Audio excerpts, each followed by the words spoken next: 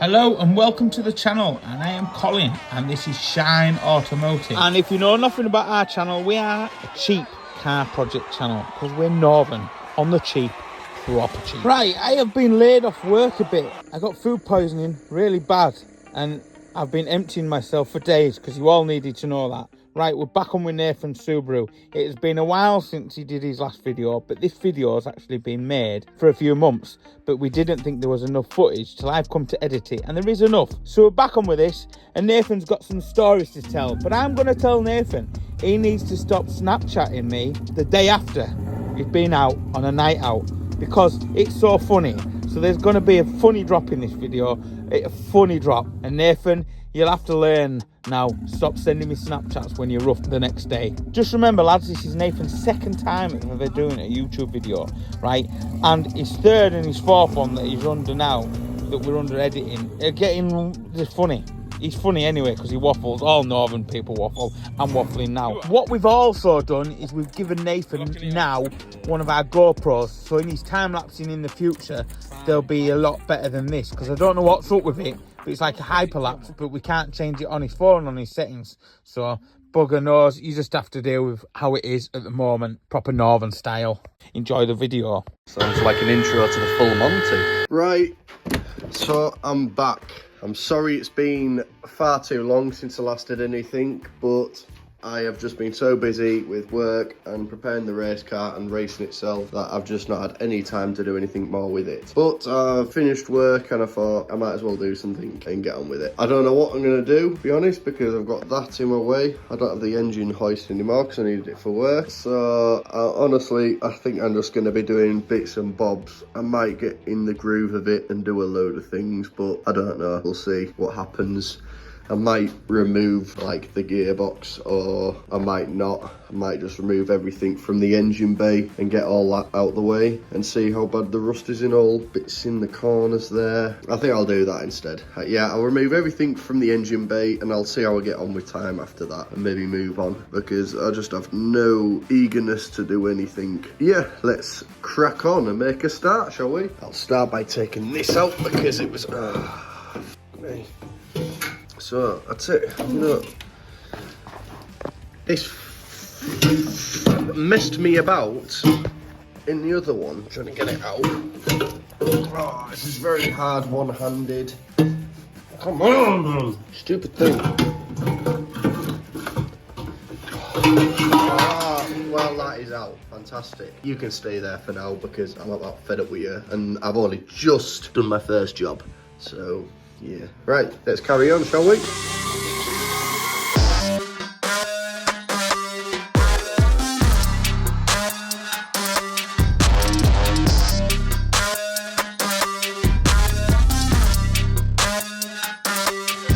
Right, so in the last video, someone commented saying if you move the bonnet stand, you'll be able to put it upright. I can't remember who it were, but thank you very much for telling me that, because now the bonnet is absolutely vertical. I don't know if I've done it right, but it doesn't seem too bad. It looked quite good, to be fair. So yeah, it just goes to show no matter how much you work on the cars, you can always learn something every day. And that is going to be a massive help trying to get in, because it was a complete...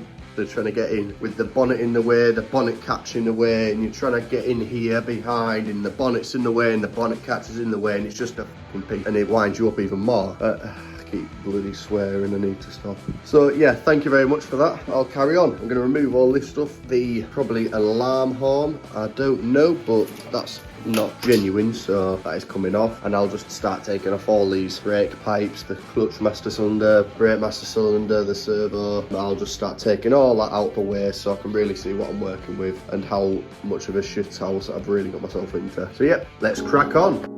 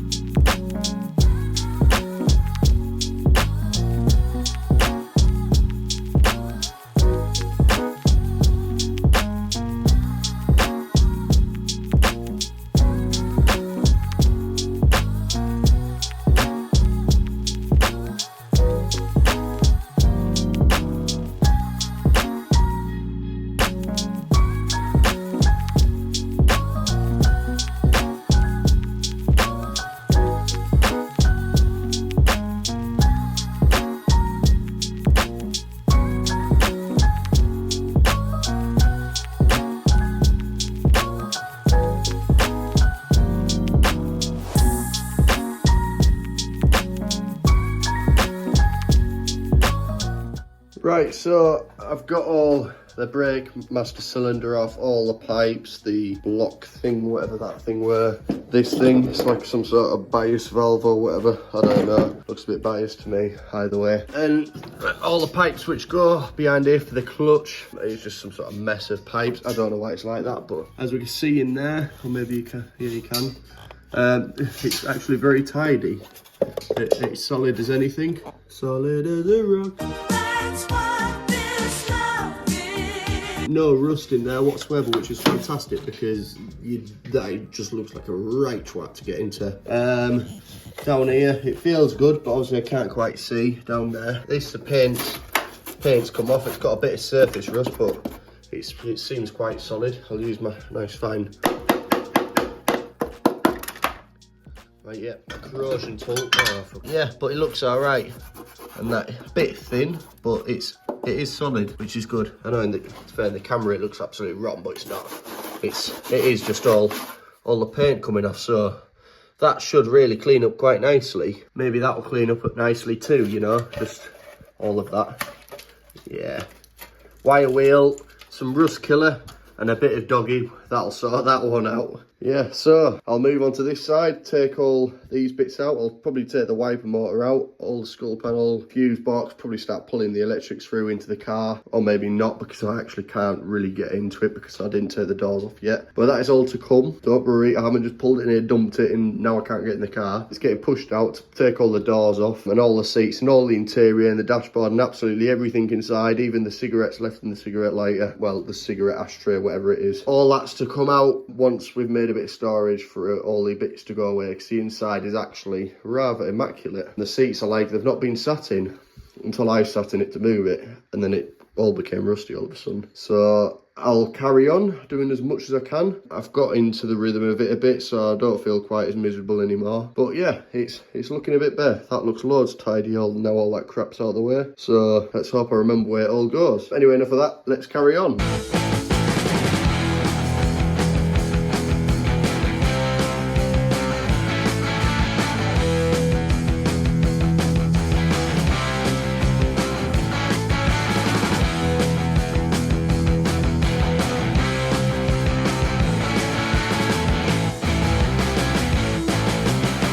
Right, I know I'm going to get it, but everyone is probably going to mention and go, ooh, why didn't you take that off first? And that'd have made life so much more easier to get all these pipes and everything out. Well, yes. And you know what I'm going to say to that? Oh, so ended up going to meet a mate in Bongo. Went to Bongo, met a couple of Fiji lads that I knew. Went back to Catterick Garrison to their spot in the camp. Stayed drinking till late in the morning. Got Daniel to come pick us up at 9:30.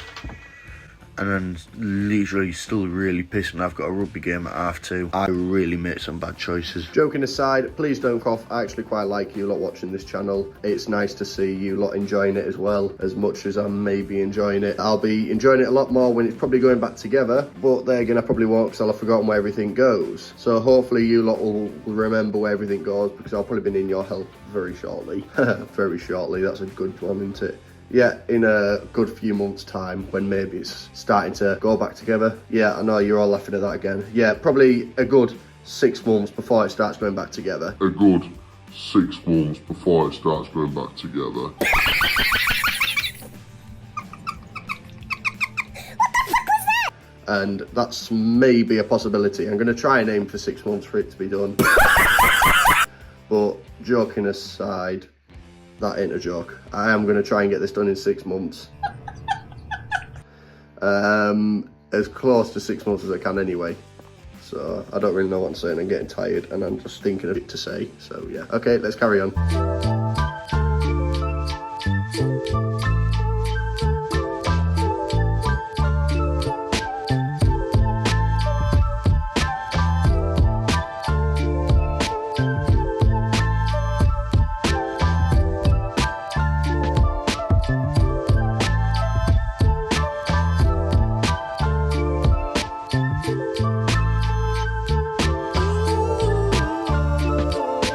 Right, I'm not gonna lie, from that time lapse, all of that, the wiper motor and the wiper arms and that, or wiper control arms, whatever you want to call them, came out really easily. I can't lie, it may have looked like I've done that many times before, but I literally just winged that. I've never ever removed it from one of these before. So yeah, that was just pure fluke, and it came out first time, which I'm really happy with because it means I'm not getting stuff with it all. But as we can see in here, and that it's a mess. Nah, I don't quite know how bad it really is. There's just a load of like all this shit brought in, which just gets captured, and you never get into them to clean them out really. But as a whole, it's really solid, which is even better news. It's just, there's a little bit of surface rust, but it's absolutely solid in there. Unlike bits like you, and you, my cable holding hole. So yeah, I'm really happy with that, to be honest. So it saves trying to weld inside the car to make all that look nice and tidy again. But once it's been, I suppose, dipped, and I think that's the route I'm gonna go, is get it acid dipped. It'll clean all that surface rust off, and when it gets, whatever it is it zinc? Is it zinc primed? Is that the one? I don't know, you lot might be able to help me with that one. Or if any of you lot know anyone who's good at acid dipping, can't imagine and that you're being bad at acid dipping, I suppose. You just dunk it in a bath, but there we have it. I actually don't know. So if any of you want to enlighten me with that, and with someone who can do it, then please comment in the comments section. I think that's about right. So yeah, we're getting a bit stuck. I might start taking the wings off, but I can't because there's bolts down the side of the door pillars, so that's that fucked. Right, I'll just carry on taking a few more bits off. Probably be able to get that brake pipe off, power steering pipes there. I'll give a little go of putting the bar in there to see if the drive shafts will pop out the gearbox. And that, obviously I can't really get the gearbox out until the bottom ball joint's off, and it'll pull out far enough to get the shaft completely out of the box, and then you get the prop shaft bolts underneath and the gear linkage and all that. So that's not going to happen today, but that will be coming up shortly when I can actually be asked to jack it up and put it on stands, or actually find somewhere to put it on stands, to be honest, because underneath it's pretty much just like that. It's just like, I'm going to hit the roof, and that if I put an axle stand under the sills, I mean there'd have to be some big axle stands but you get the idea. It's not very nice on the sills. So right, I'll do a few more bits, and then we might have to call that it for the night. So let's crack on. Work is almost over, summer's getting closer. No time to be sober, sunshine on my shoulders. So just come across this bracket here. There's nothing attached to it whatsoever. But I don't know if anyone watching this video will know what it's for. I presume it's for the aircon. I mean, it's right next to the aircon pipes, but this engine didn't have any aircon on it, which obviously I will want aircon on because that's what it came with, because I want it as standard as possible. So if I could be wrong, and that it might not be to do with the aircon, please feel free to correct me. But if anyone knows of anyone with a full aircon setup for the engine bay, I'd be willing to buy it off you, more than happy to. Or anyone know of anyone selling any bits, please feel free to comment, because I need all the help I can get with this thing, and any help would be much appreciated. So, or even if I'm saying anything wrong in the video or doing anything wrong and you think of it being a different way or should have done it a different way, please feel free to comment. I'm not a magician, I'm not a god, I'm just a mechanic. Oh, you're lovely, aren't you? If you'll clap that, you'll go mad over the orange. I don't know where that... And that who knows a bit about Subarus and that, but I'm free. I'm not free, I do cost money. Hey. I am free to take all advice and that, because everyone's still learning. I'm a big believer of that. Everyone learns until the day they drop dead, I believe. So any help, and that would help me along my way, or if any of you lot want any questions and I might be able to help you with, I'll try my best. So anyway, enough of that. Let's carry on taking probably just that bracket off.